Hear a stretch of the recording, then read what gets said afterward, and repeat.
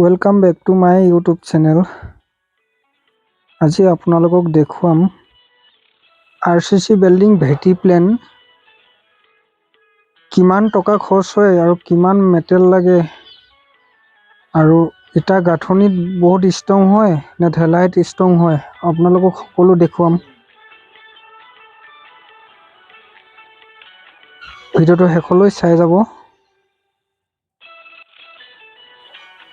ঢেলাইটো 7 inch কৰা হৈছে। ইয়াত তলত প্ৰত্যেকটো ভীম দিয়া আছে 10 ইঞ্চি।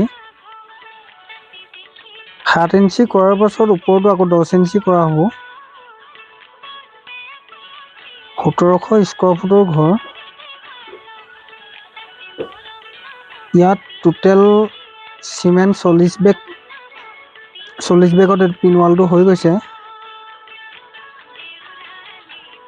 7 ইঞ্চি ঢালিলে এইটো আপোনালোকৰ 40 বেগত মোটামুটি হৈ যাব আপোনালোকৰ। ইটাতকৈ এইটো বহুত কম খৰচত হয়। কম খৰচত হ'লেও ইয়াত বহুত ষ্ট্ৰং, মানে বহুত ভাল হয়। ইটাত প্ৰায় দেখা যায় মাটিটো ভৰাই দিয়াৰ পাছত কেতিয়াবা ফাটি যোৱাৰ চান্স থাকে। ইয়াত পথালৈকে ৰড দিয়া আছে আৰু থিয়কে ৰড দিয়া আছে। ওপৰত ভীমটো দি দিয়াৰ পাছত আপোনালোকৰ এইটো বহুত মজবুত হৈ যাব।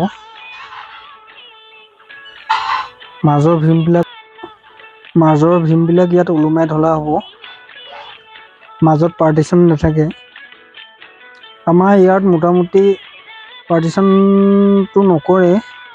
2টা বা 3টা দুটামান শ্বটলৈ কৰিব পাৰে। ইয়াত এনেকুৱাকৈ কৰা হয়। আৰু খুঁটাবিলাক এনেকৈ বাহিৰলৈ অলপ ডাঙৰ চাইজত উলিয়াই দিয়া আছে। যিটো নেকি ভেটি প্লেনৰ ঢেলাই দিয়া আছে, এইটোতো ইমান ডাঙৰকৈ প্ৰয়োজন নাই। হাইটটো 3 ফুট 8 ইঞ্চি কৰা হৈছে।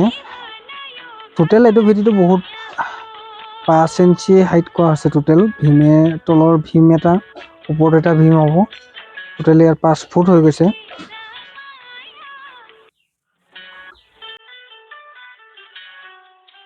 আপোনালোকেও যদি ঘৰ বনায় কেতিয়াবা, ইটা গাঁথনি কৰাতকৈ এইটো বহুত কম খৰচ হয়। ইটা গাঁথনি কৰিলে কামটো অকণমান ফাষ্ট চলে, কিন্তু বহুত ষ্ট্ৰং নহয়। ঢেলাই কৰিলেতো আপোনালোকৰ একেই খৰচ হয় বুলি কিছুমানতো বহুত ভাবে, কিছুমান বহুত এইটো ঢেলাই কৰিলে বহুত খৰচ হয়, কিন্তু নহয়। মইতো এইটো লাইভ প্ৰুফ দেখুৱাইছোঁ আপোনালোকক, মই নিজে কৰিছোঁ।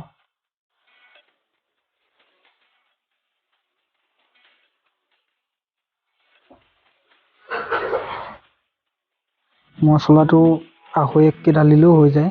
ইয়াত ৰদ দিয়া আছে, মাজত থিয়কি দিয়া আছে, পথালিকে দিয়া আছে।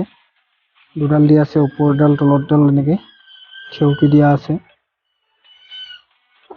পোষ্টটো অলপ ডাঙৰ কৰি দিয়া আছে।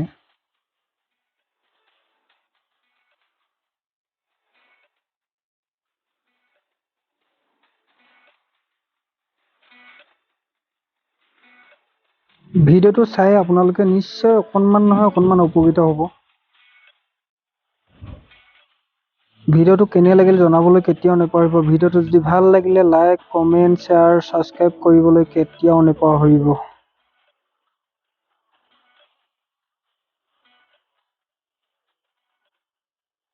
আপোনাৰ লগতো মোকো অলপ হেল্প কৰে যেন। এনেকুৱা নতুন নতুন ভিডিঅ'বিলাক পাই থাকিবলৈ বেল আইকনটো অন কৰি দিব। জয় আই অসম, জয় হিন্দ, ধন্যবাদ।